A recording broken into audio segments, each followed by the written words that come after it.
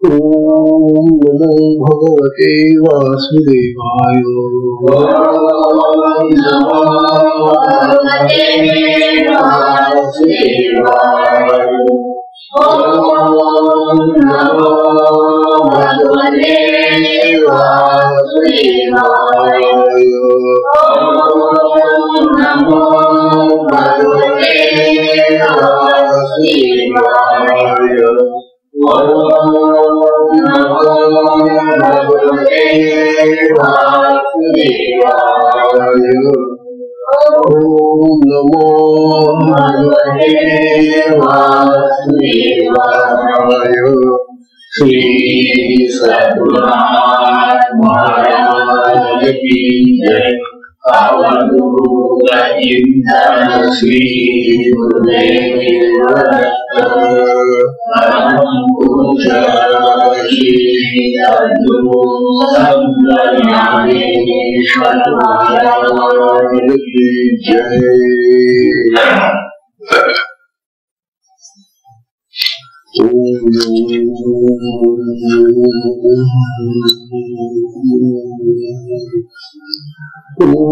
नारायणं पद्मभवं वसिष्ठं शक्तिं च तत्पुत्रपराशरं च व्यासं शुकं गौडपदं महान्तं गोविन्दयोगीन्द्रमथाशिष्यम् श्रीशङ्कराचार्यमथास्य पद्मपादं च हस्तामलकं च शिष्यम् तन्त्रोटकं वाग्गकारमन्यान् अस्मद्गुरुं सन्ततमवतोषु। श्रुतिस्मृतिपुराणानामालयं करुणालयं नमामि भगवत्पादं शङ्करं लोकशङ्करम्। शङ्करं शङ्कराचार्यं केशवं बादरायणम् सूत्रभाष्यकृतौ वन्दे भगवन्तौ पुनः। नित्यं शुद्धं निराभासं निराकारं निरञ्जनं नित्यबोधं चिदानन्दं गुरुं ब्रह्म नमामि। ईश्वरो गुरुरात्मेति मूर्तिभेदविभागिने व्योमवद्व्याप्तदेहायो दक्षिणामूर्तये नमः। दक्षिणामूर्तये नमः। दक्षिणामूर्तये नमः। श्री सद्गुरुनाथ महाराज की जय। अवधूत चिंतन श्री गुरुदेव दत्त। परम पूज्य श्री सद्गुरु संत ज्ञानेश्वर महाराज की जय। परम पूजनीय श्री सद्गुरु संत ज्ञानेश्वर महाराज साधकांचे मायबाप बालयोगी आणि भगवान विष्णूचे अवतार असलेले ज्ञानोबा यांचा श्री अमृत अनुभव तथा अनुभव अमृत नावाचा ग्रंथ आपण पाहतो। या ग्रंथाचं आता हे 5वं प्रकरण जे आहे सच्चित आनंद पदविवरण हे आता समारोपाला आलेले आहे। ज्ञानोबा आता शेवटी आपल्याला विशेषतः आपल्या सर्व साधकांना उपदेश करतायत। आतापर्यंत त्यांनी जो उपदेश केलेला आहे तो कदाचित आपण विसरला असाल, थोडासा लक्षात राहिला असाल तर बरंच आहे, विसरला असेल तर विसरून जा। आणि तो जो विसर आहे ना त्याचं स्मरण करून देणारा जो पराक्रमी आहे त्या पराक्रमाचं वर्णन साधा शेवटी ज्ञानोबा करून राहिले। आपल्याला जो विसर करतो, विस्मृती होते, आठवण येत नाही, तर याची स्मृती जागवणारा आठवण करून देणारा कोण आहे हे आता ज्ञानू आपल्याला सांगताय. जरा नीट लक्ष द्या. बघा आता ज्ञानू काल आपल्याला सांगत होते, चिवलिया ही पाठी चिमण्याच्या गोठी का झाला बैसे पाठी रंधनाच्या. किंवा उदय जिल्ह्या दिवसपती ते 65 व्हायची 66व्या मध्ये ज्ञानोबा काल आपल्याला उदाहरण सांगत होते. जागा झाल्यानंतर मग जशा जागा झाल्यानंतर जागण्याच्या गोष्टी करायच्या नसतात. आता आपण जागे आहोत, जागे झाल्याबद्दल जागा झाल्याच्या गोष्टी करण्याचा काय अर्थ आहे. जागृतीनंतर जागृतीच्या गोष्टी करत बसणं काही उपयोगाचं नाही. किंवा तृप्त झाल्यानंतर खाऊन पिऊन मग पोट भरलेलं आहे आपलं, मग स्वयंपाक करण्याची काही गरज नाही. हे काल 2 दृष्टांत आपल्याला ज्ञानोबांनी एवढ्यासाठी दिलेले आहे की हा जो आत्मराज आहे त्याला जशी तृप्तीनंतर पुन्हा स्वयंपाकाची गरज नाही किंवा जागा झाल्यानंतर जागेपणाचा विचार करण्याची गरज नाही, तसा त्या आत्मस्वरूपामध्ये गेल्यानंतर मग कुठल्याही साधनेची कुठल्या कसलीच गरज नाही. आतापर्यंत आपण जी साधनं केली, जी लक्षणं पाहिली, जी प्रमाण पाहिली, जे अनेक उपाय पाहिले, त्यांची कोणाचीही गरज नाही. किंवा जे अनेक साधन मार्ग पाहिले, त्यांची कोणाचीही गरज नाही. दुसरा दृष्टांत 65व्या ओळीतला आता आज दृष्टांत देत आहे पुन्हा.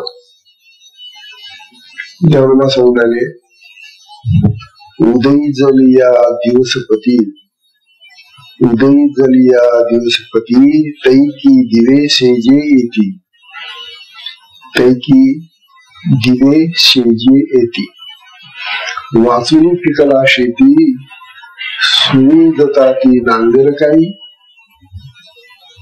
वाचून पिकला शेती सुविधता ती नांगर काही. शब्द थोडेसे भिन्न असल्यामुळे आपल्याला ते उभे कळत नाही बस. पण ज्ञानोबाचा दृष्टांत अतिशय सोपा आहे. ते म्हणतात उदय झाला दिवसपती. दिवसपती म्हणजे सूर्य, दिवसाचा निर्माण करणारा मालक म्हणजे सूर्य. सूर्य उगवल्यानंतर जसे मग बाकीचे सगळे दिवे झोपून जातात. म्हणजे काय, तैकी दिवे सेजे ती, शेज म्हणजे झोपणं, निस्तेज होणं. सगळे दिवे जेवढे असतात तेवढे दिवे बिचारे आपोआप निस्तेज होऊन जातात किंवा मालून जातात, त्यांची गरज राहत नाही. सूर्य उगवल्यानंतर ज्याप्रमाणे इतर दिव्याची गरज नाही.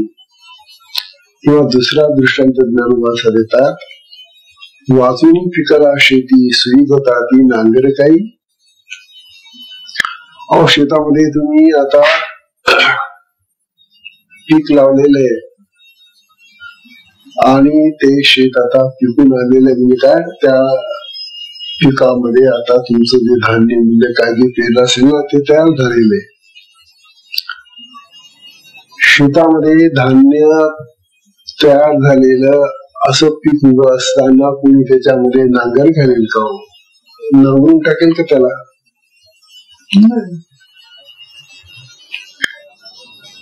ज्ञानोबा ते सांगून राहिले आपल्याला. तेव्हा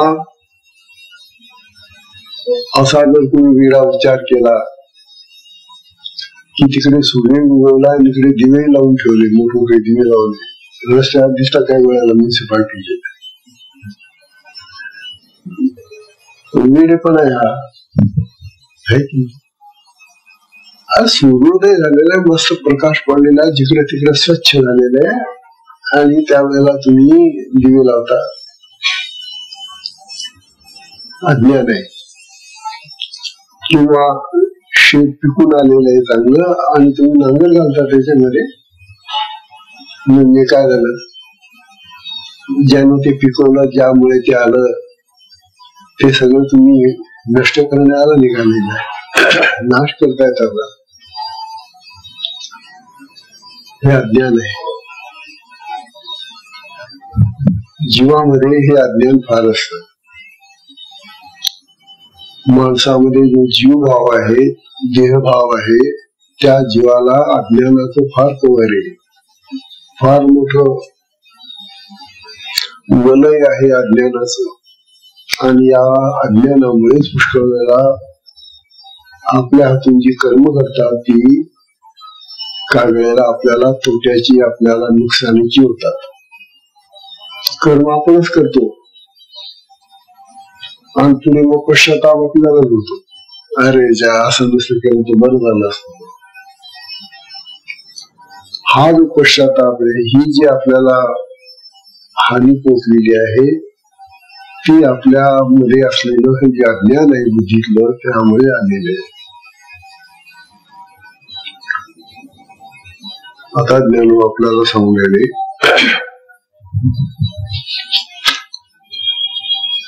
की ज्ञान म्हणतात स्वरूप साक्षात्कार झाल्यानंतर, स्वरूप, स्व म्हणजे आत्मा, त्याच्या रूपाचा प्रत्यक्ष साक्षात आकार कळला. साक्षात्कार म्हणजे प्रत्यक्ष आकार जर कळला तर मग ज्ञान म्हणतात बाकी काहीच करायचं नाही. ज्याच्यासाठी तुम्ही सगळं करून राहिले ते जर प्राप्त झालं तर मग करायची काही गोष्ट उरली नाही ना. मग काय करणार तुम्ही?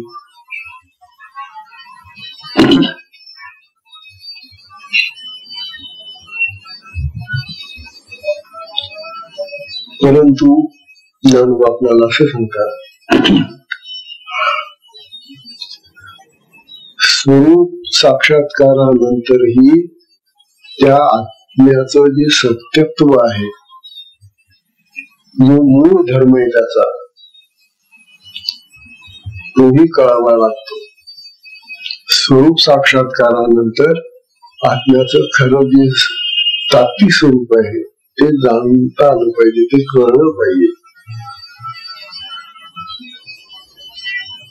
म्हणून जाणवा आपल्याला सांगताय साधकांना की ह्या आत्म्याला जाणण्यासाठी आपल्याला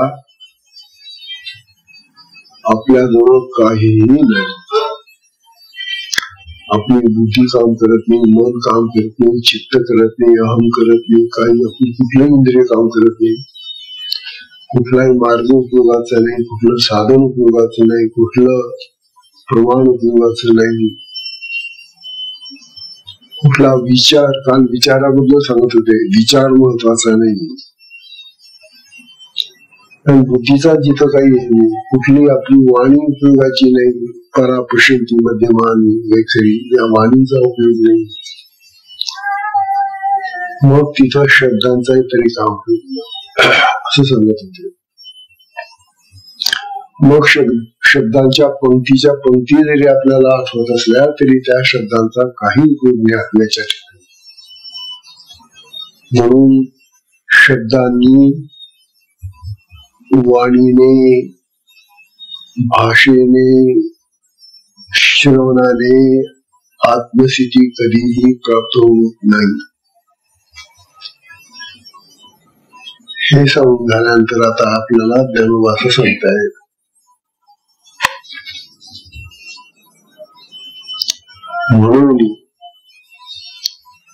म्हणून काय करा बाबांनो, म्हणून बंध मोक्षाचे व्याज नाही निवाले काग. काय म्हणतात? बंध मोक्षाचे व्याज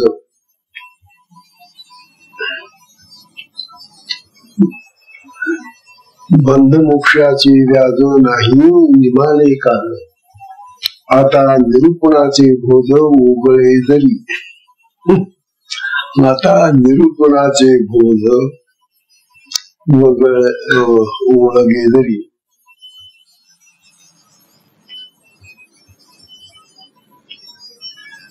आता काय करावं धन्वंतात मी तर आता हे सगळं तुम्हाला सांगून टाकलंय. आता बंध आणि मोक्ष यांची आता काही कारण उरलं नाही.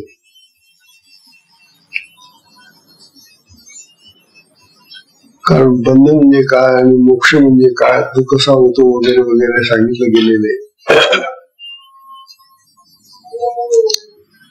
अर्थात त्याच्यासाठी करावयाचे जे उपाय आहेत बंधातून मोक्षाकडे जाण्यासाठी ते उपाय आपण करून पाहिलेले आहेत.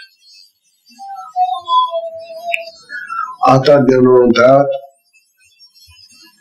की परमात्मा वस्तूचे ठिकाणी शब्दाधिकांची प्रवृत्ती नाही, शब्दच जात नाही तिथं. तर मग हे एवढं व्याख्यान तुम्ही का करता आहो असं म्हणते अहो ज्ञानोबा. तुम्ही म्हणता की भाषेचा उपयोग नाही त्या ठिकाणी, वाणीचा उपयोग नाही त्या ठिकाणी, शब्दांचा उपयोग नाही त्या ठिकाणी, आणि मग तुम्ही तर आम्हाला हे प्रवचन देताय ना, हे व्याख्यानच आहे नाही. तुम्ही तर आम्हाला प्रवचनाच्या माध्यमातूनच हा बोध देऊन राहिलेला आहे. मग हे कसं काय शंका आहे ऐकणाऱ्यांची.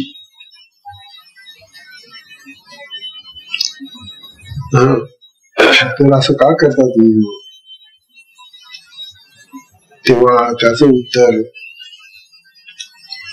आता एक ओळीमध्ये देता लक्षात घ्या. आता काय काय चाललंय ते. जर शब्दांचा उपयोग नाही, भाषेचा उपयोग नाही, वाणीचा उपयोग नाही, कुठल्या उपायाचा उपयोग नाही, कुठल्या विचाराचा उपयोग नाही तिथं, आणि तुम्ही तर आम्हाला हे शब्दांच्या माध्यमातून सगळं सांगून राहिले ना,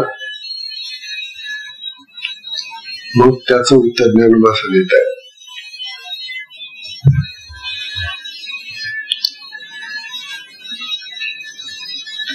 आता मी जे तुम्हाला निरूपण करतोय म्हणजे बोलतोय तुमच्याशी, सांगतोय तुम्हाला बर का.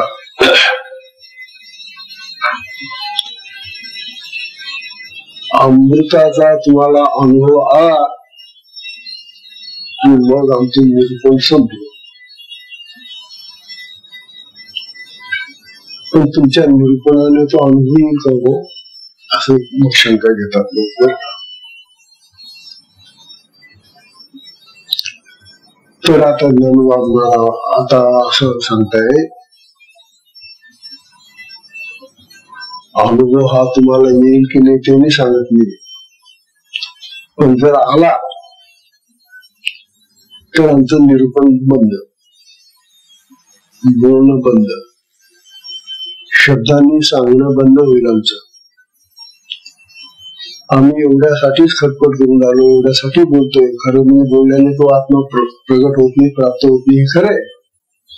पण तुम्हाला त्याची प्राप्ती व्हावी, पण तुम्ही तिथपर्यंत पोहोचल्यानंतर मग आमचं बंद दाखवा. तुम्ही त्या ठिकाणी पोहोचले की मग तुम्हाला मार्गदर्शन करण्याची गरजच मिळून आली ना. तेव्हा एखादा वाट्याने असतो मार्ग दाखवणार आपल्याला.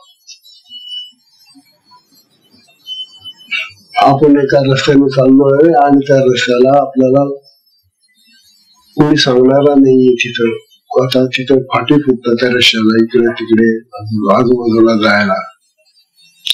रस्त्याला जेव्हा फाटे फुटतात आणि जर त्यावेळेला कोणी आम्हाला वाट दाखवणारा नसेल तर आम्ही चुकून भलत्याच वाटेला चालले जातो आणि जिथं पोहोचायला पाहिजे तिथं पोहोचू शकत नाही. मग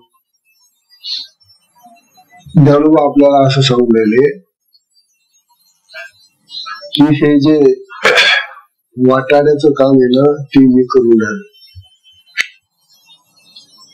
अहो साधकांनो, मी तुम्हाला शब्दांचा, वाणीचा, कुठल्या विचारांचा असा उपयोग तुम्हाला होईल असं म्हणत नाहीये. मी फक्त तुम्हाला दिग्दर्शन करतो, मार्गदर्शन करतो, वाट दाखवतोय फक्त बस.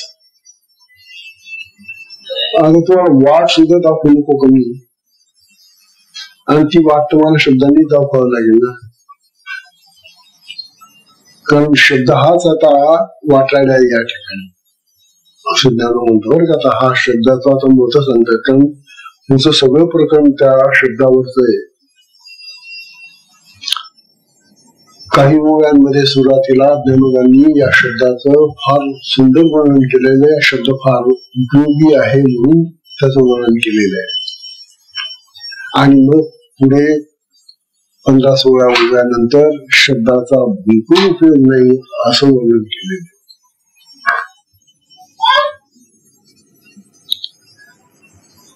आता आपल्याला हे समजून घ्यायचंय की ज्ञानोबा म्हणतात की शब्द अतिशय महत्वाचा आहे. आणि जेव्हा शब्दाचं ते निरूपण करून राहिले, शब्दांनी निरूपण करून राहिले, तेव्हा शब्दांनी निरूपण करण्याचं कारण काय ज्ञानोबा तुम्हाला? फार सुंदर विचार आहे. आता अहो तुम्ही तर आता म्हणून गेला ना की शब्दांचा काय उपयोग नाही आत्म्याच्या ठिकाणी. मग तुम्ही तर आम्हाला शब्दांनी सांगून राहिलात ना. तेव्हा त्याला उत्तर देतात ज्ञानोबा, शब्दांचं एक काम फार मोठं आहे. शब्दाचं एक काम फार मोठं आहे आणि ते काम शब्दाला करू द्यावं म्हणून मी तुम्हाला मार्गदर्शन करतोय. आता ही ओवी ज्ञानोबा म्हणतात,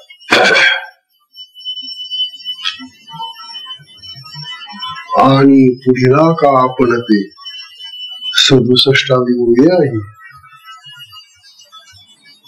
67व्या ओवीमध्ये ज्ञानोबा आपल्याला सांगून राहिले का पुढीला आणि आपण पे वस्तू विसराचे निहाते हारपे. वस्तू विसराचे निहाते हारपे, मग शब्देची घेपे आठवून या. मग शब्देची घेपे आठवून या.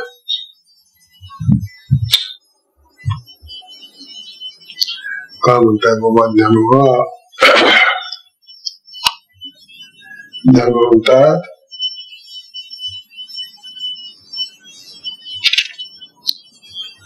वस्तू हारते.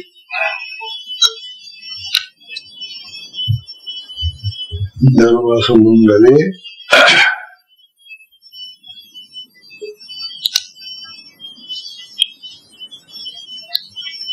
आणि पुढीला का आपण ते विसराचे निहाते. आणि दुसऱ्याच्या किंवा आपल्या हातून, पुढीलाचे म्हणजे दुसऱ्याच्या, किंवा आपण ते म्हणजे आपल्या हाताने, हाते काय झालं? पुढीला का आपण ते विसराचे निहाते हारपे. ते शब्देची घेपे आठवून या. काय म्हणतात ते? आणि पुढीला का आपण ते वस्तू विसराचे निहाते हारपे, मग शब्देची घेपे आठवून या. अहो मी तुम्हाला असं सांगून राहिलो, समजा दुसऱ्या कोणाच्या हातून पुढीलाचे म्हणजे दुसरा पुढचा कोणी, किंवा आपल्या हातून एखादी वस्तू कुठं ठेवली गेलेली आहे, कुठं हरवली ती काही आपल्याला आठवत नाही, अशी कल्पना करा. एक वस्तू अशी आहे जी आता आपल्याला उपयोगाला पाहिजे, पण ती वस्तू आपण कुठं ठेवली किंवा कोणी दुसऱ्याने कुठं ठेवली असेल ती आपल्या घरातल्या माणसाने, त्याच्या हातून ठेवली गेली किंवा आपल्या हातून ठेवली हे आता आठवत नाही, पण त्या वस्तूचं काम पडलंय आता आणि ती काय आठवत नाही. अशा वेळेला शब्द काम करतो. शब्द काय काम करतो? शब्द तुम्हाला आठवण करून देतो. शब्दाचं काम आहे आठवण करून देणं. आपल्याला येणारं जे स्मरण आहे ते शब्दांनी येतं, शब्दांनी ते अभिव्यक्त होतं, प्रगट होतं. म्हणून शब्द हा स्मरणदाता आहे. स्मरणदाता म्हणजे स्मरण देणारा आहे, आठवण देणारा आहे. म्हणून जगामध्ये शब्दाला फार किंमत आहे असं दरोबा समजायला. म्हणून मला शब्दांनी बोलावं लागून राहिलं, कारण तुम्ही सगळे लोक आत्म्याला विसरून गेलेले. तुमचा जो संसारातला प्रवास आहे तो सगळा जीव भावानेच करून राहिला.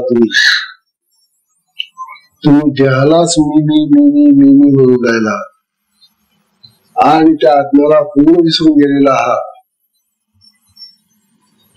हे जे तुमचं विसरण आहे त्याची स्मृती देण्यासाठी, त्याची आठवण देण्यासाठी तुम्हाला शब्दांनीच ती द्यावी लागेल.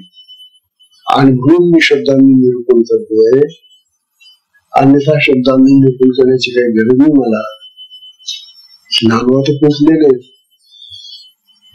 परंतु तुम्हा लोकांना त्या आत्म्याची आठवण पडलेली आहे. तो आत्मा विसरून गेले तुम्ही आणि या देहालाच मी मी मी मी मी मी म्हणून राहिलेले. अशा वेळेला तुम्हाला आठवण करून देण्यासाठी मला शब्दच वापरावे लागतील. शब्दांनीच ती आठवण करून देता येईल मला. म्हणून माझं निरूपण आहे बरं.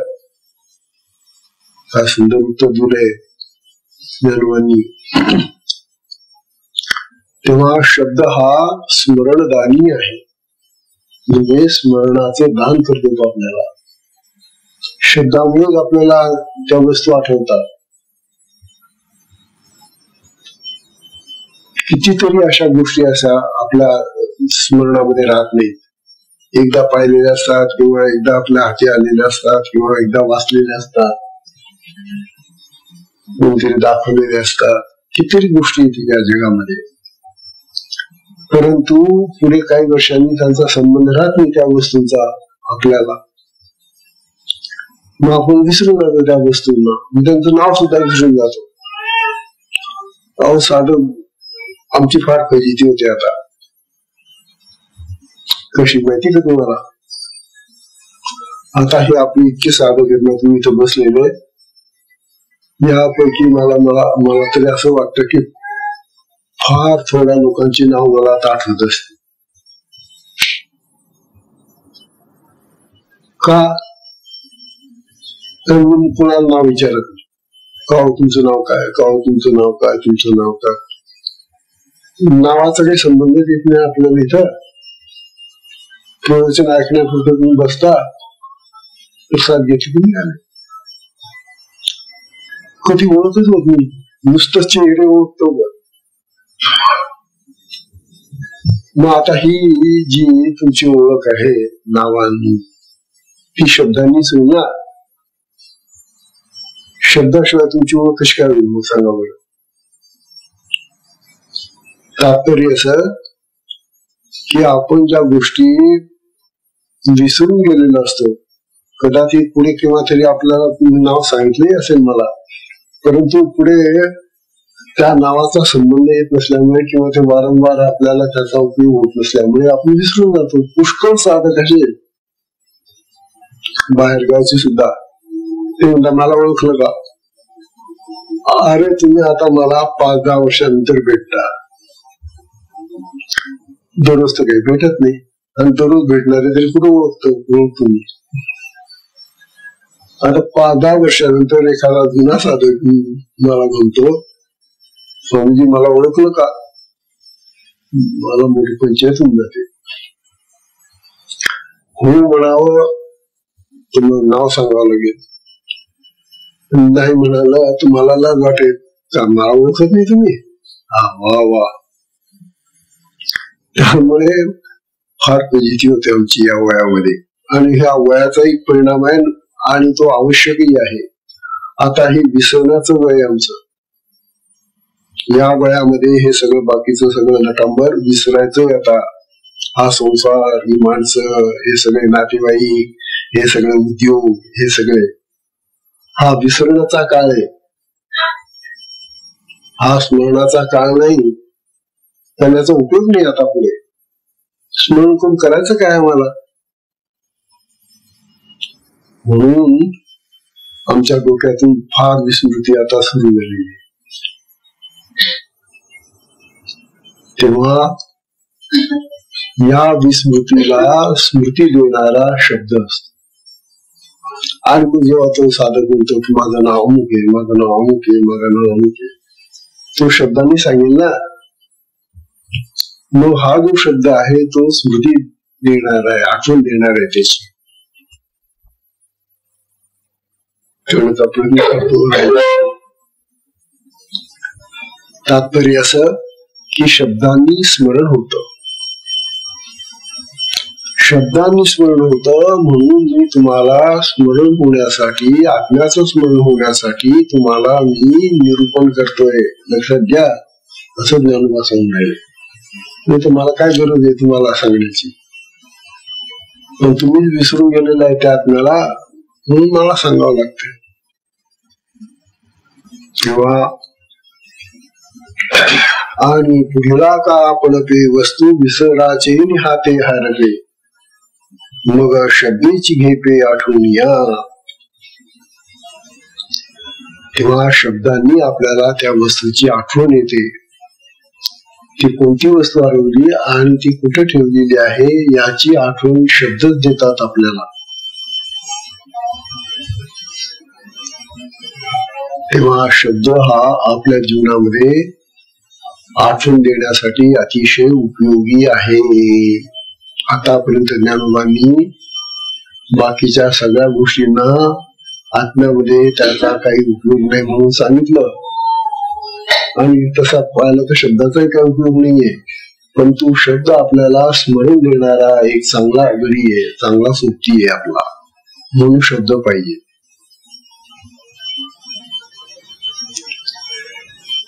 आता ज्ञानोबा आपल्याला सांगतात, जर हा शब्द आपल्या स्वरूपाचे स्मरण करून देतो, आपल्या आत्म्याचं स्मरण करून देतो, तर स्वरूप प्राप्तीविषयी शब्दाचा उपयोग आहेच असं कोणी म्हणेल तर नाही. तो आठवण करून देतो तुम्हाला आत्म्याची. ज्या आत्म्याला तुम्ही विसरला, ज्याला तुम्ही मुली म्हणतात, ते जे शरीर आहे, जो जीव भाव आहे, त्याला तुम्ही मुली म्हणून राहिले. शब्द सांगेल की नाही नाही नाही, तो ते बरोबर नाहीये. तो मी म्हणजे आत्मा असतो, याची आठवण तो आपल्याला करून देईल. पण याचा अर्थ असा नाही की शब्द आपल्याला आत्म्यामध्ये घेऊन जाईल. शब्द आत्म्यापर्यंत जात नाही. पुन्हा तेच स्मरण करून देण्यामध्ये मात्र तो पक्का आहे. एवढं करा. म्हणून आता याची शेवटची ओवी आहे पा 68वी ओवी या प्रकरणातला शेवटचा भाग. ज्ञानवंतात ए तुलाही परमते, ए तुल्याही परमते, सांगावे नाही शब्दाते. ए तुलाही परमते, सांगावे नाही शब्दाते, जरी स्मारकपणे कीर्ती ते मिरवी हा जरी जगी. जरी स्मारकपणे कीर्ती ते मिरवी हा जगी. का म्हणतात ज्ञानोबा? ज्ञानवंतात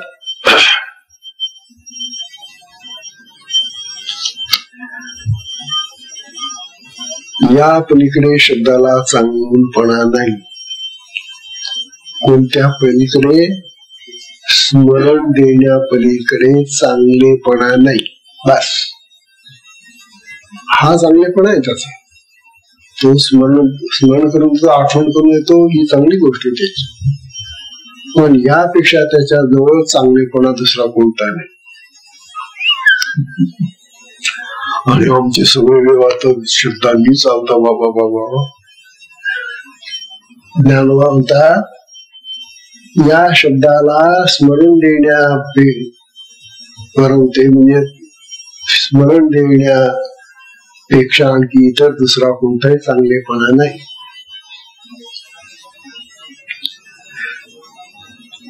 स्मरण करून देण्याचा हा जो धर्म शब्दामध्ये आहे त्यानेच त्याची कीर्ती होते. शब्दाची कीर्ती कशाने वाढली? कारण तो शब्द आपल्याला स्मरण करून देतो आणि स्मरण करून देणारा म्हणून तू, अशी त्याची कीर्ती आहे जगामध्ये. म्हणून लोक शब्द शिकतात, मुलांना शिकवावे लागतात लहानपणापासून शब्द आपल्याला, म्हणून भाषा शिकावी लागते. कारण शब्द न शिकलेल्या माणसाला, भाषा न येणाऱ्या माणसाला स्मरण राहत नाही. मग आणि जरी आलं त्याला स्मरण, तो म्हणून कसं काय दाखवेल? तो शब्दच माहिती. म्हणून शब्द हा स्मरण देण्यामध्ये महाकीर्तिमान आहे. हीच त्याची जगामध्ये कीर्ती आहे असं ज्ञान. आणि हा तेवढा चांगलपणा त्याच्यामध्ये आहे फक्त.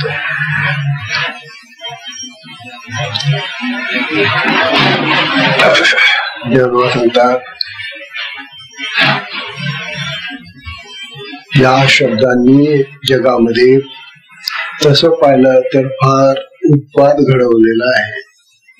आता पुढे जेव्हा त्याचं खंडन करतील ज्ञानोबा, आधी त्याचे सद्गुण सांगतायत, त्याचा उपयोग सांगतायत, त्याचं कौतुक करतायत, आणि नंतर मग त्याचे दुर्गुण सांगतायत.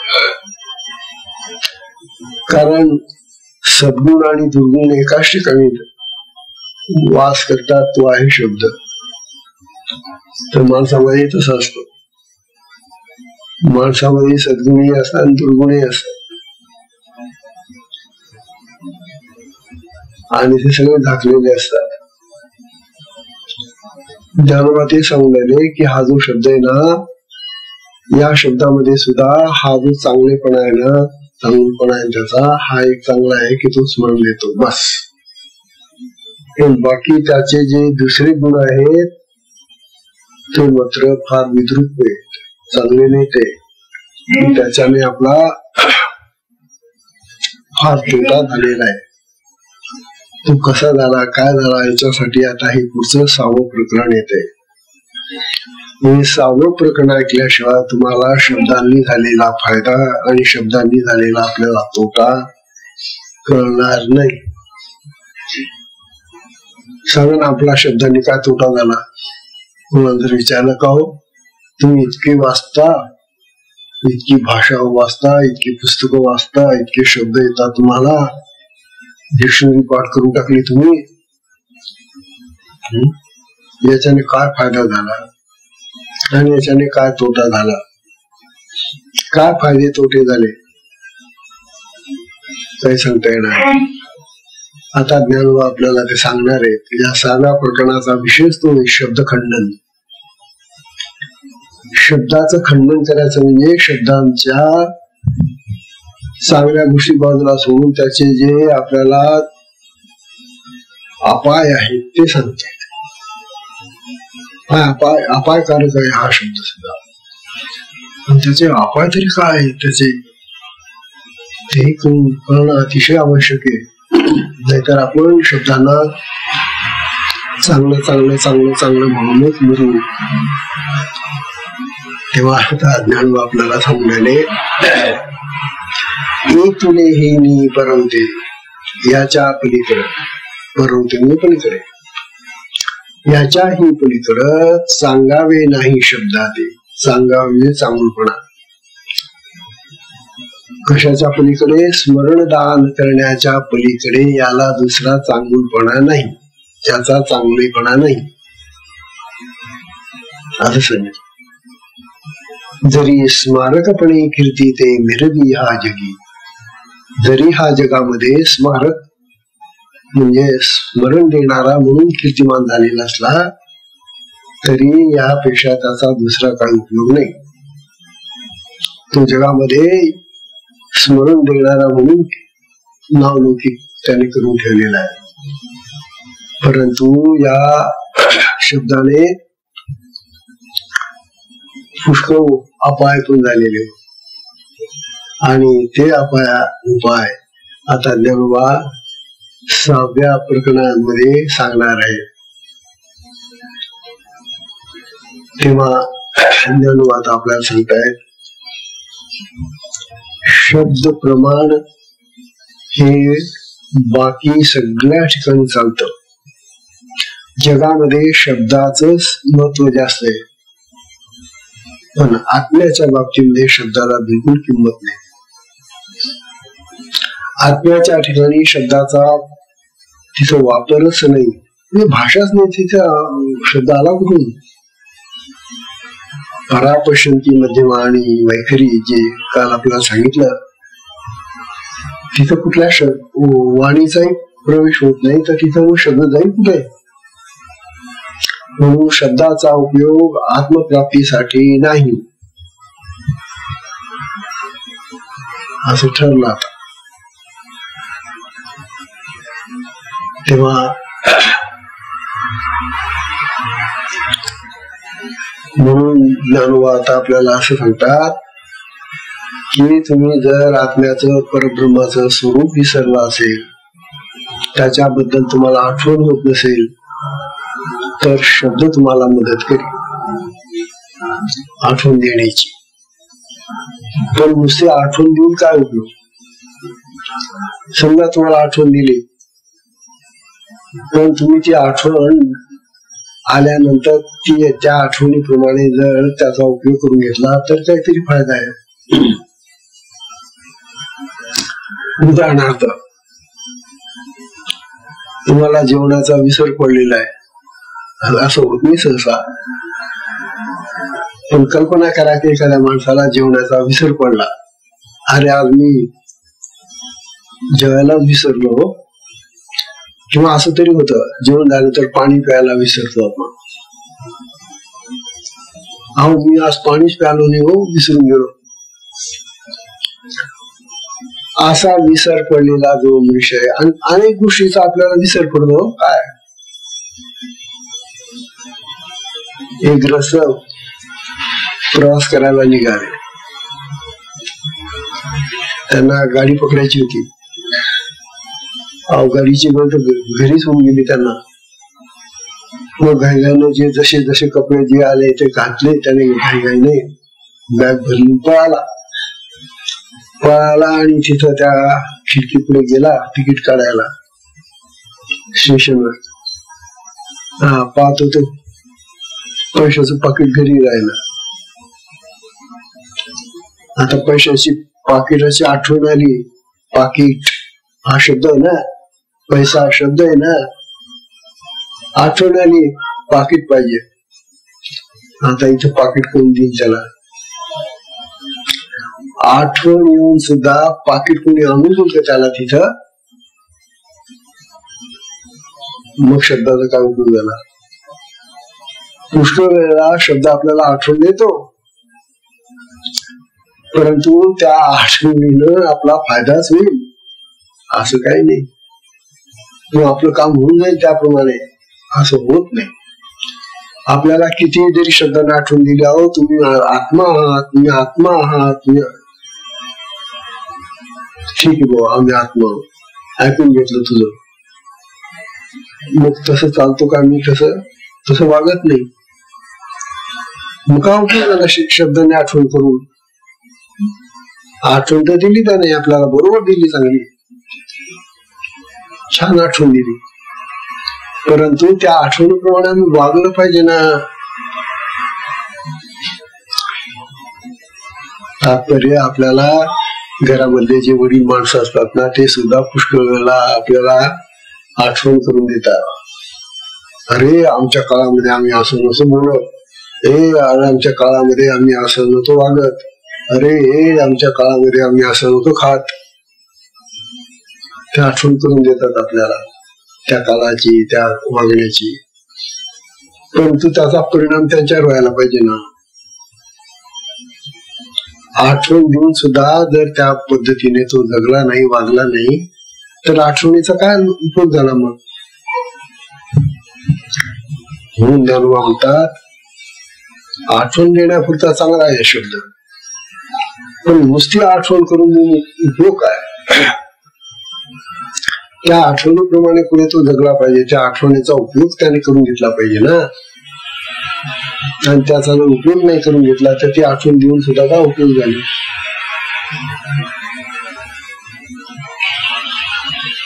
आता आपल्याला आज गुरुवार आहे ना, गुरुवार आहे, चांगला वार आहे. 6वं प्रकरण आज आपण सुरू करतो आहोत. हरिओम. या 6व्या प्रकरणाची आज पहिली ओवी आपण पाहू.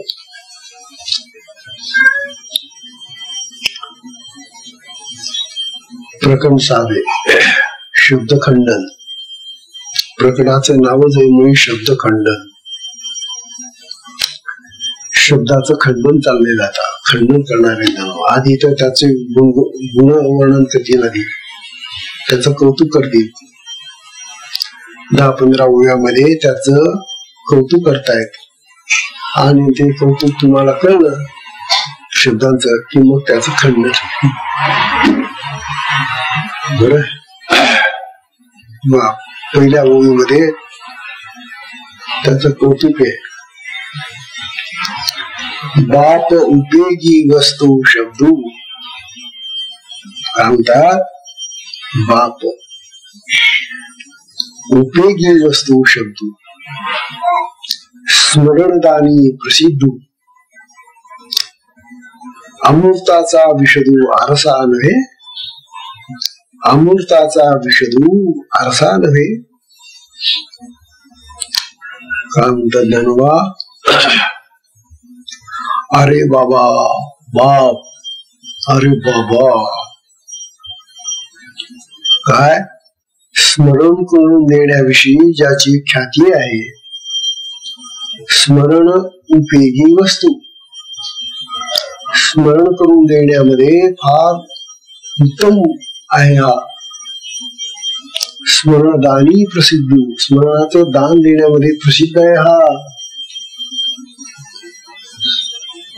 अत्यंत उपयुक्त आहे शब्द. कोणत्याही पदार्थाचं स्मरण करून देण्याविषयी प्रसिद्ध आहे. तसेच अमूर्त असलेल्या परब्रह्माचं, आत्म्याचंही तो स्मरण करून देतो. म्हणतात अमूर्ताचा विषदू. अमूर्ताचा विषद करणारा. अमूर्त म्हणजे जो मूर्तिमान नाही, ज्याला मूर्ती नाही, ज्याला आकार नाही, त्याचंही स्मरण करून देतो हा शब्द. आरसा नव्हे. तेव्हा आत्म्याचं, अमृताचं ही स्मरण करून देणारा जणू का हा आरसाच नाही का? हा सुंदर आरसा म्हटलं त्याला ज्ञानोबांनी. स्मरण हे एक प्रकारे आरशाचं काम करतं. तेव्हा अमूर्त म्हणजे असा जो आत्मा आहे, जो मूर्तिमान नाहीये, त्या अमूर्त अशा आत्म्याचंही स्मरण करून देणारा जणूकार हा शब्द म्हणजे आरसाच नाही का? आरशासारखं काम करतो. जसं आपलं तोंड, मुख, आपल्या तोंडाला आपण पुष्कळ वेळेला विसरून जातो. तोंड आहे वर ठेवलेलं देवाने, परंतु आपण कामामध्ये लागलो की आपण आपल्या या इथून गळ्यापासून वरचा भाग विसरून जातो. हात काम करत असतात, डोळे काम करत असतात, सगळं करत असतात, परंतु हे जे तोंड आहे, मुख आहे, जे आहे ना आपलं, त्याचा विसर पडून गेलेला असतो. कोणी एखादा बाहेरून येतो, मग तो म्हणतो का हो तुम्ही आज आंघोळ नाही केली का? म्हणे का बरं? मग तुमचे केस असे विस्कटलेले कसे काय? अरे हो गड्या, आरशा पुढे जायची आठवण नाही राहिली. केस विंचराचे राहून गेले. शब्दांनी कळलं. त्याने सांगितलं की कहो तुमचे केस असे विस्कटलेले का? हे शब्दांनी सांगितलं त्याने आम्हाला, आणि विस्मरण आम्हाला झालं होतं. वास्तविक आम्ही हे दररोज स्नान झालं की केस विंचरून वगैरे साफ व्यवस्थित ठेवतो ना, पण आज विसरलो आम्ही. तेव्हा केसांना व्यवस्थितपणे विंचरून बसवण्याचं स्मरण देणारा हा शब्दच आहे त्या दुसऱ्या माणसाकडून आलेला, आणि त्याचा विसर आम्हाला पडलेला होता. अशा पुष्कळ गोष्टी आपण विसरून जातो. एका बाईची नथ आता नथाकडून गळत नाही. पूर्वी बायांना नथ घालणं फार आवडायचं. सोन्याची नथ, त्यांना मोती चांगले सुंदर.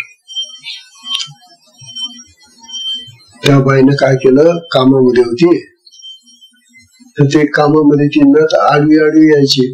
मग तिनं काय केलं, ती नथ अशी काढली आणि त्या पोतीला आपल्या मंगळसूत्राला लावून घेतली आणि गेली विसरून पुढे. कोणीतरी घरातल्या माणसाने विचारलं, अहो ताई ताई, म्हणे काय रे भाऊ, ताई तुमची नथ दिसत नाही नाकामध्ये. हा, माझी नथ गेली? खरं तुम्ही नाकाला हात मारा, नथ नाही. काय बिचारीला धक्का बसला. अरे अरे अरे, वास्तविक आता तिनेच काढून तिनेच ती आपल्या गळ्याच्या त्या मंगळसूत्रामध्ये लावलेली होती, पण त्याची आठवणच नाही तिला. आता काय घाबरली बाई. सोन्याची नथ, तिला चांगल्या प्रकारचे असे खडे आणि मोती लावलेले सुंदर, आणि ते एक सौभाग्याचं लक्षण समजलं जातं नथ घालणं. आणि पुन्हा सौभाग्याचं लक्षण म्हणून ती बाई इतकी घाबरली. आता काय करू बाई, खूप ढुंडाळलं तिने. मी कुठं कुठं काय काय केलं, ते ज्या ज्या ठिकाणी तिने त्या घरामध्ये काम केलं असेल, झाडझूड केली, साफसफाई केली, सगळ्या ठिकाणी जाऊन आली, फिरून आली, बागेत जाऊन आली.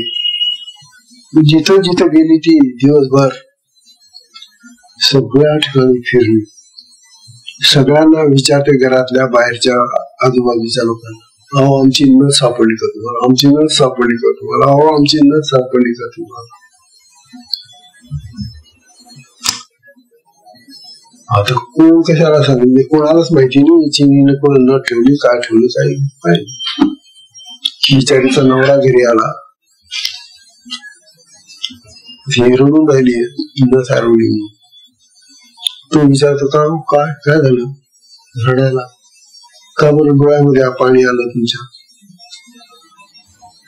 जोरात हुंका आला आणखी, नाही का. त्यावेळेस थोडे असं येत होते. आता त्याने विचारल्याबरोबर एकदम हुंका आला आणखी. अरे मोठंच काहीतरी झालं असलं पाहिजे बरं का. तो बिचारा घाबरला.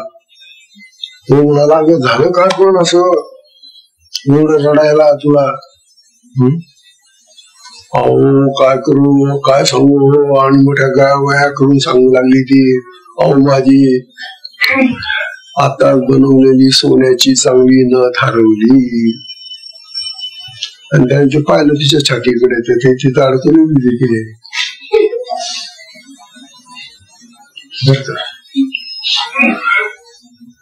अगं बाई आता काही रडू नको, तर देवाचं नाव घे तू आता थोडस, बर का. आतापर्यंत तू पुष्कळ केलं, सगळी कर्म केली, सगळी कामं केली, धामं केली, पण तुला नथ नाही सापडली ना. नाही ना हो, मी सगळीकडे शोधाशोध केली, पण ती कुठं सापडत नाही मला. देवाचं नाव घेतलं होतं का मग, तेवढंच राहिलं होतं. मग आता देवाचं नाव घे, बघ तुला आता नथ सापडेल. देवाचं नाव घेतलं की नथ सापडते. अहो हो, तुम्ही घेऊन तर पहा. आणि त्याने काय केलं, मग तो आरसा होता ना, तो आरसा आणला आणि तिच्या पुढे धरला. बघा तुमचं गळ्यामध्ये आता काय. अरे इथं शोरी, मीच शोरी तिथं ना. अरे रे रे रे रे रे रे, आता नथीची आठवण आली. कशाने आली? तो आरसा नव्हे, शब्द हा आरशाप्रमाणे काम करतो स्मरण देण्यामध्ये. अमृताचं सुद्धा स्मरण करून देतो, तिथं मग मूर्ताचं स्मरण करून देणार की नथीचं स्मरण करून देण्यामध्ये काय अडचण आहे त्याला शब्दांना. अशा प्रकारे स्मरणदानी आहे तो. म्हणून ज्ञानोबा म्हणतात, अमृताचा विषरू वारसा नव्हे. फार सुंदर येता हा विषय उद्या आपण पाहू. इथून आता हे प्रसंग सुरू झालेले. सगळा अमृतानुभव सुंदर असा उत्कृष्ट ग्रंथ आहे ज्ञानोबांचा. म्हणून ऐकलं पाहिजे. विशेषतः साधकांनी ऐकावा अशी माझी फार दृढ इच्छा आहे. बाकी लोकांनी ऐकलं तर काही हरकत नाही, ऐकावं त्यांनी, परंतु साधकांच्या दृष्टीने अतिशय महत्वाचं तत्वज्ञान आहे. तेव्हा आजच्या सत्संगाला आपण विश्राम देऊ. 6वं प्रकरण सुरू झालेले. गावामध्ये जे आपल्या घरी राहिलेले कोणी लोक असतील त्यांना सांगा, अमृतानुभवाचं 6वं प्रकरण सुरू झालेले, तुम्हाला स्मरण देण्याचं काम आमचं आहे बरं का. तुम्हाला आम्ही स्मरण करून देतोय शब्दांनी. बघा, स्मरण देऊन पहा.